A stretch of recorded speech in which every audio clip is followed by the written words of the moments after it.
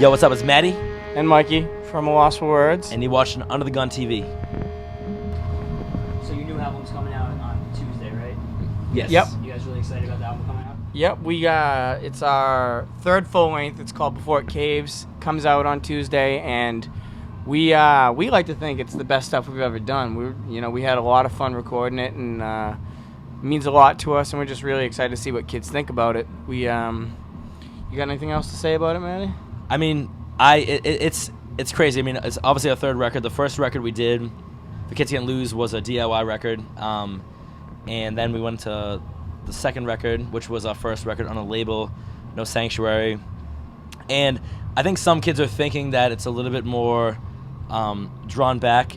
You know, I've been like watching all the comments and stuff, and the reception's been amazing overall. But there's some kids that it's like, oh, it's just very like it's very boring. There's no like punctuation, and I guess my response to that would be just like it's a natural progression. We're not trying to. We're not. It's not all about intensity. It's like we're trying to write the best rock songs that we can, and we're stoked with what we came up with. I think I'm trying to write the best songs that we can. It's just naturally what comes. It's literally what we wrote. A Loss for Words. The one thing about us is we don't try to write something. We just write it, and I think this record is awesome. And it describes all the songs.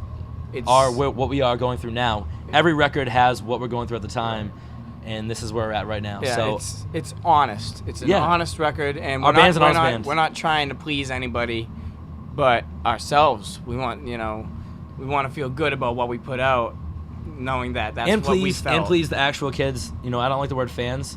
The kids that are our friends, the kids that come to the shows all the time. That's what it's all about. It's those people. The people that feel a part of this band, you are part of this band. It is you. And we just hope, that people, appreciate the change as we grow as a band, and just join us for the ride that is A Loss for Words. The roller coaster. Welcome to Six Flags, bitch. It's more like the teacup. Yeah. You can spin it as fast as you want, but It always tastes the same though. Yep, we had Soupy from the Wonder Years sing on song Conquest of Mistakes, and we had Jimmy from Polar Bear Club sing on a song called No Pioneer, and we had Lynn Gunn from the band Paris sing on our first single Distance. And honestly, we couldn't have found anybody else that fit more perfect for each of the parts that they came into the studio, absolutely killed it. And we couldn't be more stoked about how it ended up. I think honestly, like with us, last record we had no guest vocals at all, and it wasn't. It's not for us. It's not like something we're going like, hey, check out our band because we have this person. These people are very big parts of our band. You have Lynn, who is a girl who filled in guitar for us. She's toured with us a couple times. She's a great friend of mine. She plays an amazing band from the hometown of Boston. You know what I mean? So we wanted to show love to her for showing her support to us. Then you have Soupy from the Wonder Years, who's someone that we actually grew up together, being a band that started like at the same page, and they took off. You know what I mean? And that's something that is mind-boggling when you see your friend's band just go skyrocket to the top. And what it is with Soupy is he will just give back to the community. And, he could obviously just go back, like he doesn't need us, but he was like, when we were like, yo, let's do guest vocals, we'll get you in a studio, whatever. And he's like, no, I want to come to your studio, hang out, just chill with you guys. He drove out and then came into guest vocals. And same with Jimmy. Jimmy did the same thing. Jimmy's also a friend that we did the Wonder Years tour with a long time ago, and we really clicked it off with those dudes. And these guest vocals aren't like, they're not forced, they're not fake. It's people that are a part of our band. Like I said, the kids are like, everybody is a part of this band. That's what I think our whole lifestyle is about. And it's not trying to name drop. It's just people that are part of this record. Damn it, we gotta redo the whole interview now. Yeah, check, He's stop. He's fucked it up. Yo, take 3. Can we start over? You said like the guest vocals are just people that are your friends, and you've had a ton of support in all those like promo videos of all different bands and different labels hyping up the album. How did that come together? Yeah, I like to talk about that because I think the idea of it was, and some kids take it way too far, but the idea of the video was to show that A Loss for Words is down with everybody. We're not just tied into the pop punk scene or the hardcore scene or whatever. Like, we are open-minded. We love everybody for who they are, all the different bands. there's so many kids that get into this clique, and the one thing that happened last summer I was on Warped Tour, is kids were like, yo, Maddie, like, how does your band, like, you and all your dudes, like, get along with everybody? And it's just because we accept people for who they are. We're not trying to be something different. Not being cliquey. Yeah, we just want to be friends with everybody. If you're a good band, Street Manifesto, or good people. Sleeping with Sirens, or Amorosa, any band you're in, Story So Far, The Wonder Years, 4 Year Strong, if you're good to us, we'll be good to you. And we don't get involved in all the drama and the bullshit that people bring upon other bands. People know us and who we are. We're fucking stand-up dudes. If we have something to say about you, we'll say it to your face. If you have something to say to us, come say it to us. But the kids always find a need to just stick to a clique, which is fine. It's where you start when you're young. But I think kids need to realize it's think with an open mind. It's to be the leader, not the follower. And that's my big problem with the scene today, is that there's so many followers and not enough leaders. And kids need to just realize that, open up their mind, and not to be rude, just to go, you know, when someone's like, yo, I don't like this band, they suck, blah, blah, blah, you got to be like, yo, man, I like this band. They're like, really? You're like, yeah, man, they're cool. You know, I just like them. And that's fine. It's cool. It's just think with an open mind and just have fun. It's music. When you're 40 years old from now, like, people won't, most of your friends probably won't be there for you. So just make sure you make your own choices. That's very important. In the teaser that We Are the In Crowd did, they compared your album. They said it's either about Valentine's Day or Halloween or something about a gecko theme to it. I don't know if that's accurate or any of those accurate. We went into the record just saying, let's just sing about car insurance and getting 15% off, and maybe we'll get on a Geico commercial and make some money. So we just did 13 songs about Geico. And what it is about We Are the In Crowd is they're like us. They don't give a shit. They're goofballs. We are nerds. Yeah. We are just nerds. And the reason we get along so well with We Are the In Crowd is because we're doing this thing with, we asked all our friends to do video, and when they sent it to me, I was just like, this is ridiculous. But it is what it is. They just gave what they wanted to do. And they sent that at their own time. I asked them a month ago. I thought they forgot about it. They sent it to me, and they go, hope this is good enough. We just had fun with it. And I go, that's what it's all about. That's what makes We Are the In Crowd We Are the In Crowd. Yeah, they're some of my favorite people ever. They're awesome. So that video was out of control, but it was out of control in a good way. There is a Halloween reference on the record. So that's where they got that. And I guess there are a few love songs on the record, so that's where the Valentine's stuff comes in. Yeah. I don't know anything about the Geico stuff. We didn't really write a Geico commercial. Yeah, I don't know. We should have. Mike Ferry is out of his mind. Why did you guys decide to string it a week early? You know, because maybe kids would listen to it, love it, and, you know, pick it up, pre-order it, or get it on iTunes or something. You know, we just wanted kids to hear the entire record and have the option, like, yeah, I really like that, I want to support it. Or be like, it wasn't really my thing. I mean, the thing is now is obviously people are just going to download the record. It's out there. It's cool. And when I sit down to the show is like, if you consider yourself a supporter of our band, I hate the word fan. I think it's cheesy. You'll be part of it. The reason we stream the record is to get other kids who would not normally maybe buy the record. They don't think their $10 is worth, you know, our time, whatever. Like, it's just giving them a free chance to go, hey, check it out. You know, if you don't want to buy it, you don't have to buy it. But here's our music. We are so happy and so stoked. We just want you to hear it. And if you like it, cool, come to a show. That's the main thing, is coming to a show, supporting the whole scene in whole. Because we know that CDs and iTunes and all that stuff is coming to abrupt stop. And we just love playing the music we play. We're not in this for the money, because if we were, then we're obviously in the wrong business. We would have stopped a long time ago. And you know, also, you know, if you're gonna download the record, you know, at least come to a show and sing along with us. That's what we care most about. You know, even if you take the record and you don't pay for it, if you like it, jam it all the time, and then you come to a show and sing along and have a good time with us, that means the world to us, you know, to have you there with us. So we're just hoping, you know, kids really liked it. That's why we were just stoked to finally have it out there, because we recorded it a while ago, and we just like every record we record, we just get anxious to be able to show people, you know. Yeah. So that's why.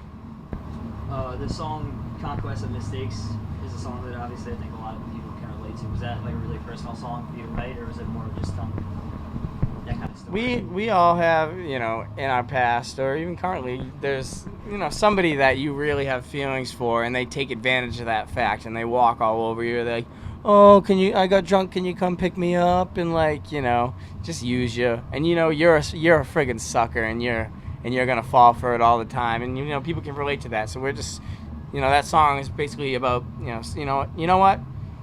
I'm done. I'm not gonna let you do that to me anymore, and actually have nutting up and having some balls for once. So we know a lot of people can relate to that. So hopefully it hits home, and hopefully kids enjoy it. Can you tell me a little bit about this tour you're doing with Major League and Handguns? So we basically were in the studio, and we're running through the options of tours, and basically us and Handguns kind of ran the idea back and forth about doing a headline tour together, which symbolizes a co-headline tour. And we started picking to the bands, and we threw out Major League for the band we wanted as direct support, and they've been absolutely destroying it. Then it became down to after that, we locked them down, and it became the friends that we want to be on this tour. The bands that we feel like deserve the chance, the bands that are out there doing what we did, what Handguns did, what Major League's done for so long. And it's the Sheds, it's Stick Up Kid, it's City Lights, it's Light Years, just bands that were almost obvious choices for this tour. And I just feel like all together, we have all the bands that have busted their fucking asses the whole time. There's no bullshit bands, there's no bands that have gotten anything handed to them on this tour. It's just a bunch of bands that have just done it by themselves since day one, and that's what it is, the Lost Boys tour. It's a bunch of fucking kids hanging out. Where some of us are adults. We're gonna be kids forever. We have Morgan from the Sheds, who's 17. He leads the pack. He's our Rufio. But just the best group of kids. There's no fucking no bullshit. Just hand down the best people. The Moist Boys tour. The Moist Boys. Hashtag horny dudes with attitudes. I saw you guys were doing a contest where you're letting some fans come play on stage with you. Did you do that yet, or is that still ongoing? Yeah, actually, I just talked to one of the kids tonight, and they're gonna play in Poughkeepsie. And the reason we did that tonight was just kind of like our best way of showing giving back. And we got a lot of submissions for that, and it was cool. And I feel like people talked a lot more about giving us submissions, and they were like, I was like, yo, you're gonna give us a submission, and they were like, oh, I wimped out. And that bums me out, because the thing is about that contest was just like giving someone their opportunity just to actually do what they want to do. Just go up there and play. You know what I mean?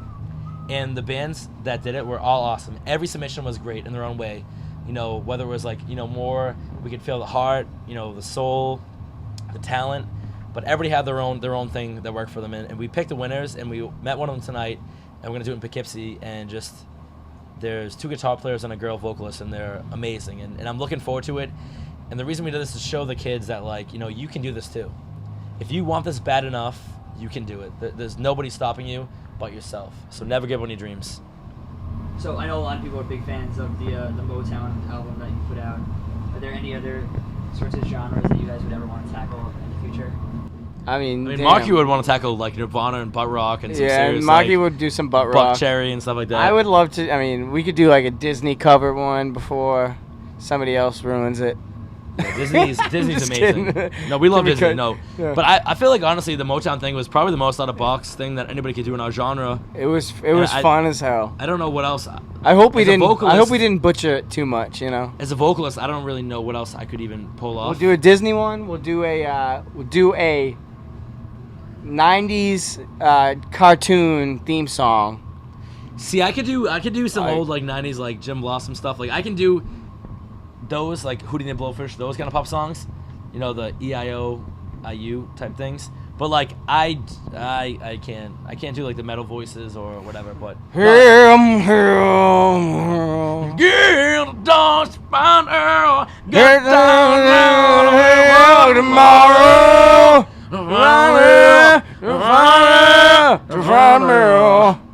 You mean we could do maybe something like that? It's just simple. You just kind of just groan a little bit. Yes, you got a big poo that you can't get out.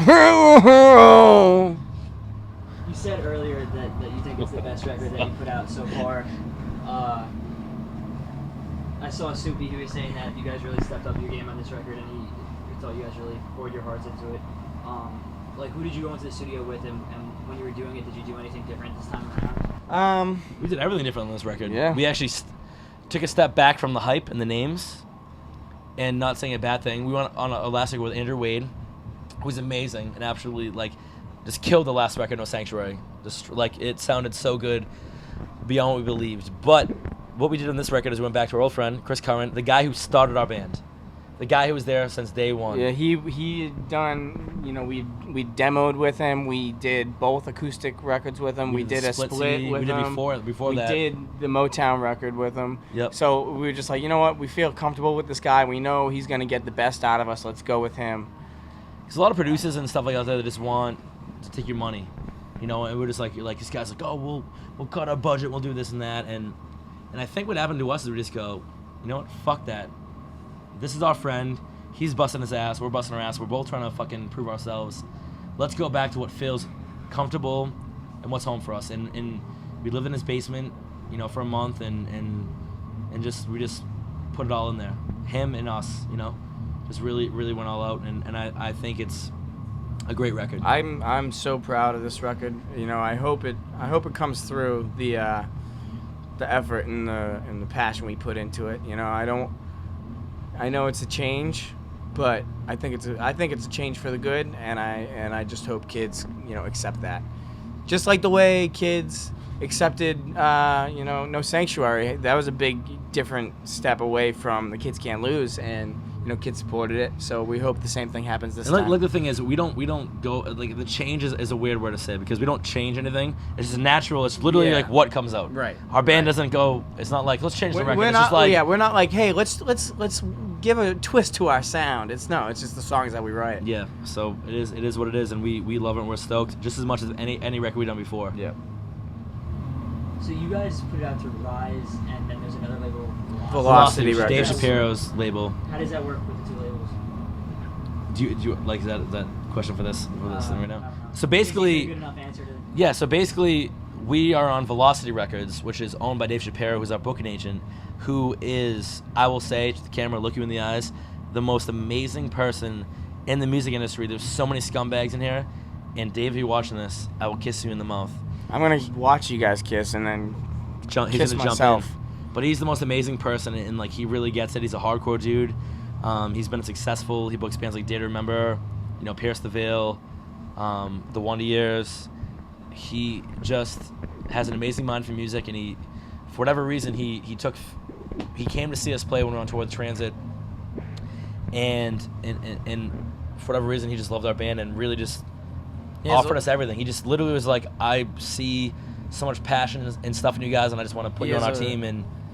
And basically what it is he books pretty much a lot of the Rise bands, and so they gave him his own portion of Rise, basically. So Velocity is part of Rise. They're a family together, but Dave is like, it's like these are his hand-picked bands, and them and Rise put out together because they're best friends.